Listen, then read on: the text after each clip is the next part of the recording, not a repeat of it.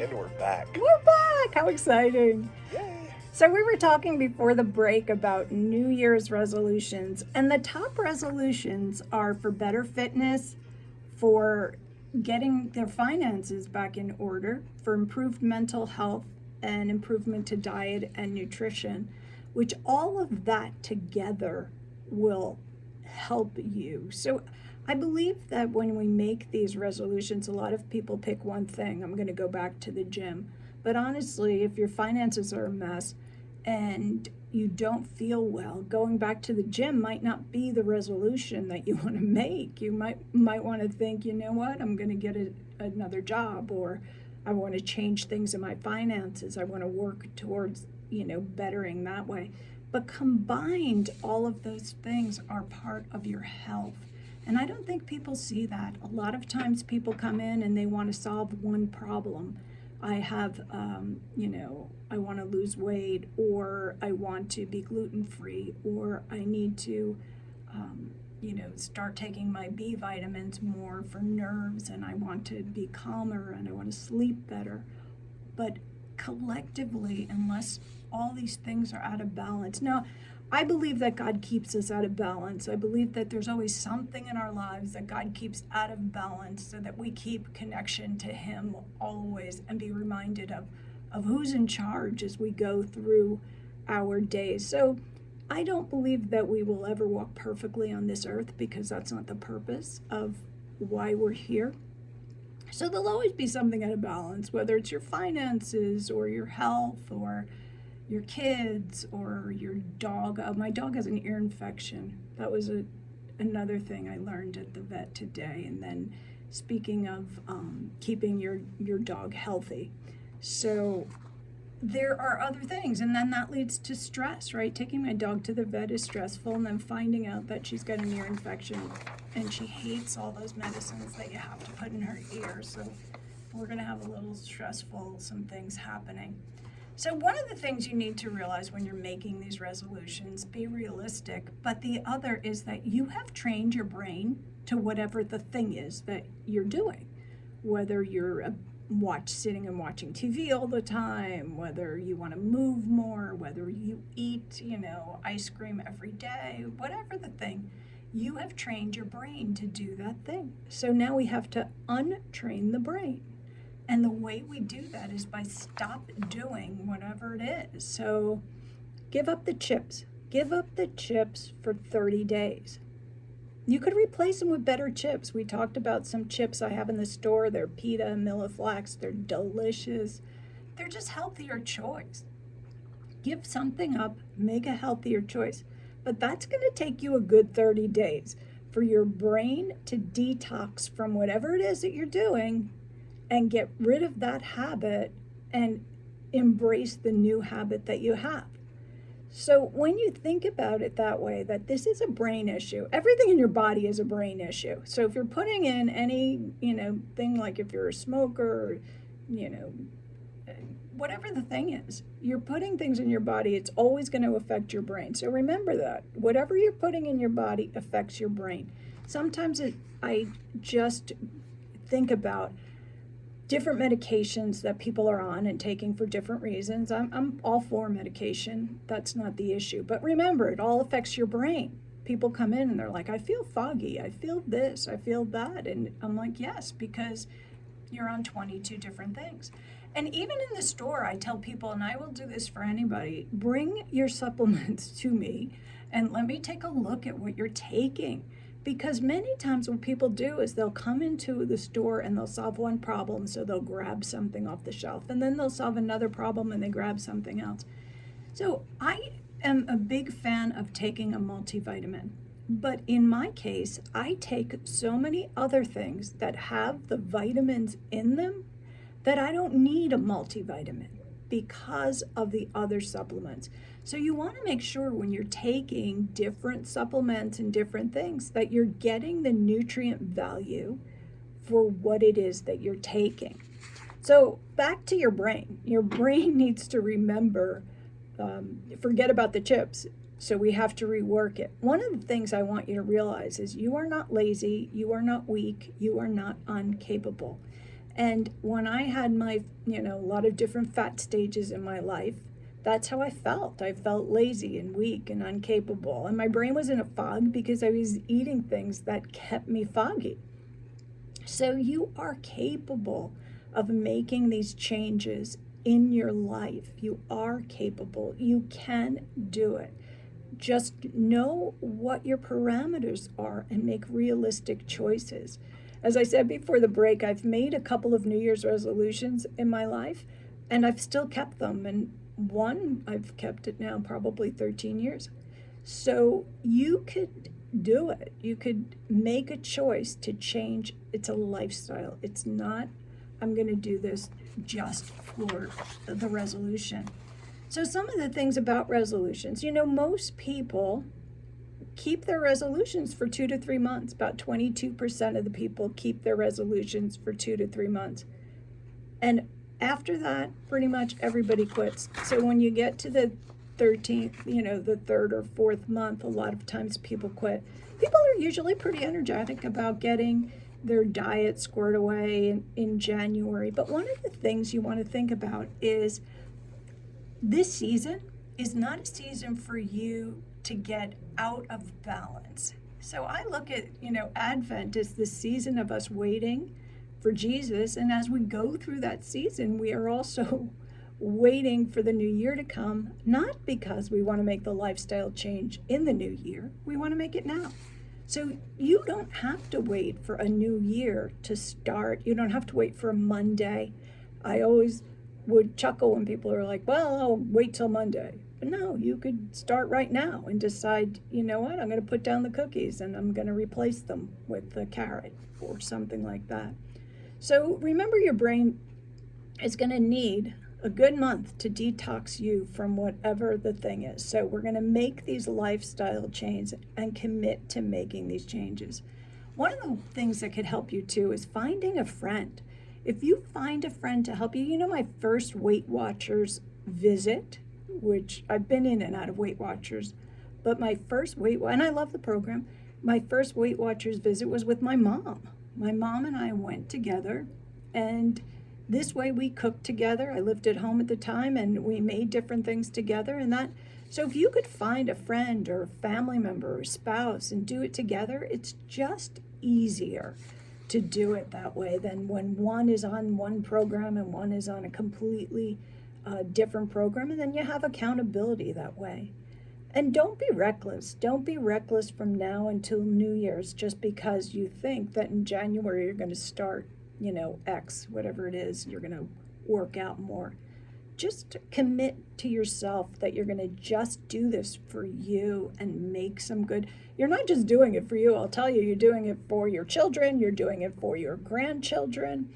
Part of my fitness regime was always because I never want to be a burden to my children. And if I ever am, I want to know that I did everything possible that I couldn't be. Or I just don't want to live in that mindset. So if you're a fast food person and you're driving through the drive-thru, maybe you're driving through the drive-thru right now listening to me. Decide that you're going to cook some meals at home. I don't have a lot of time. Sunday is usually my day. I'll cook a few meals on Sunday and prepare them, and I'll bring them for lunch at work, or I'll eat them for dinner. It's nice to come in knowing I have something already prepared and take it, and instead of driving through the drive-thru. So that might be one thing that you change. Maybe you go through the drive-thru every day. Maybe only go through the drive-thru 5 days instead of 7. So you can make simple changes that will help you. And some of the other things you have to think about is not just physically what we're going to do, but mentally, what are we doing? So mental health and mental stress is big upon the older adult community. I mean, it is just a top priority that we need to look at and we need to watch.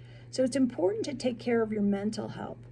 According to the American Psychological Association, finances are the number one thing that stress people out during the holidays. And after finances, it's so like 58% of the people get stressed out because they either spend too much or they don't have the money to buy anything. So they're stressed if they don't have the money, so they can't buy anything. And they're stressed if they spend outside of their budget. And then people get stressed because they can't find the right gift. So 40% of the people are stressed out because they can't find the right gift. And then 38% of the people are stressed out because they miss their family. So you have a lot of different stressors that add to physical issues. Stress really causes a lot of physical issues in our body, and we don't recognize it as being a cause for disease, but it absolutely is. So did you get your shopping done, Jim? Yeah. Jim, why did I say Jim again? James. I don't know why shopping? that's shopping? been For Christmas? I told you, I'm like, what did I say when I came in? I'm like, I don't know, these last 2 weeks my mind has been like, Are you taking your brain fog? Are you you know, taking Prevagen? actually I am not, and I was. What if Prevagen would help you and I? No, we have a product called Boost, which is really, really good for the brain. And I was taking that for a while, and then I started to, I like to try different things, but I think I might be going back. I don't know why I say that, James. That's all right. I don't know. No, I haven't bought one Christmas gift. All right, so you're right on the I'm mark. a last minute. You know why? Because I can keep a secret. That's funny. I can't keep a secret. If I buy something for somebody I love, I want to give it to her. I don't want to wait. So we usually wait until, the last week. Yeah, and then go. And it's like boom, boom, boom, boom, boom. Okay, I'm tired. Let's go. Yeah, I'm wrapped already. I have everything wrapped. Because again, I only have Sundays really to do anything. So I try and get everything done and wrapped. And I still didn't do the out-of-towners that I have to mail everything to. So I'll have to get. Do you know what the date is? Yeah. Yeah. Today's mail? Yeah. You might want to get it rolling soon. Yeah. I'm going to work on that Yeah. in my free time. I was thinking a while ago, I wonder if there's a chemical that when we get overstressed, if there's a chemical that releases into our brain and it adds to the mix. Well, we have so much that gets released in our brain, but it's a hormonal thing. So, our cortisol levels, adrenal glands get tapped out, and our brain just rapid fires cortisol hormones and other hormones that cause problems, but literally rapid fires them. Your brain's all electrical, so these impulses go all over the place. And your central nervous system, which is all the nerves that go through your body, that fuel your body and help get, signals where they need to go. They all get tapped out and stressed when we're stressed. So, we sell things to support that in the store, but you too could think about ways to support yourself, which are things like exercise to reduce your stress. Just walk around, play music. That's a big stress reducer. Listen to the cue, listen to the music. Every time I put on the cue, and some of these old songs that you have just take me back. Like when I came in this morning and heard Bob Seger, I'm like, I forgot how much I love Bob Seger. And it just takes you to a great place. Play the accordion. Take up an instrument and just... Did you say accordion? I did. Bang it out on the accordion. So, accordion fans out there, you need to call in because 352-315-1410. Can you play the accordion? If you can, please call now. Yeah, I want to start the accordion fan club here. We could do an hour of health and So do you have one? I do. I'm my childhood accordion. So my first accordion I got was one of these little plastic accordions that I kept in the closet, I think. So Italian immigrant family, let's back up a little. Italian immigrant family, and my first accordion was like at 3 years old. And it was probably because my brother and sister that I love very dearly were like, I am not playing the accordion. Give it to her. She'll do it. So like Mikey will eat anything? Exactly. So there I was with my little plastic accordion, and then I upgraded, and actually I never got my own accordion. I got my cousin Mary's hand-down accordion, which I still have, and it still plays, and it still sounds good. And so we came from an accordion playing family. But I'll tell you, when I haven't played it in years, But when I do play it and take it out, it just feels good to get that stress out in a way. So get a harmonica, get something that you could just change it up in your life. You know, harmonicas aren't expensive and they're fun to play and fun to learn. Stay hydrated, what is another stress reliever. And breathing is a stress reliever. You have to realize that taking deep breaths does incredible things. It moves the blood through your body, gets the nutrients all where they need to go, gets oxygen to your brain. Breathe. And of course, you know, pick up a Bible and start reading. Read the Gospels. If you've never read a Bible before, start Matthew, Mark, Luke, John. A lot of people go to John first because it's an easier book to read, but pick it up and read it. Read Genesis. I love the book of Genesis. Absolutely. Because it takes you back to, you know, all of what God has done for us from the very beginning. Agreed. But go to church. You know, church is another stress reliever. Find a group of like-minded believers and hang out with them. So just to reduce some of this stress, and we will continue the conversation on how we're going to make some lifestyle change in the coming year. 2024, oh my goodness, here we go. It's almost here. We'll be Almost right back. here.